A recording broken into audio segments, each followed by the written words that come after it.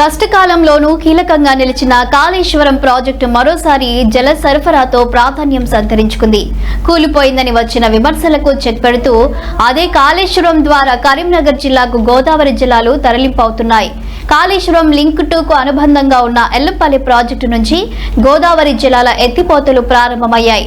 Nandi pump house లో నీటిపారుదల శాఖ ఇంజనీర్లు 2-3 మోటార్లను ఆన్ చేశారు. నంది రిజర్వాయర్ లోకి ఎత్తిన నీటిని అక్కడి నుంచి కరీంనగర్ జిల్లా రామడుగు మండలంలోని గాయత్రి పంప్ హౌస్ కు జంట సొరంగాల ద్వారా తరలిస్తున్నారు. ఇంజనీరింగ్ అధికారులు తెలిపిన ప్రకారం ఈ జలాల తరలింపు 3 రోజుల పాటు కొనసాగనుంది. దీంతో కరీంనగర్ ప్రాంతంలో సాగు, తాగునీటి అవసరాలకు ఉపశమనం కలిగే అవకాశం ఉందని భావిస్తున్నారు.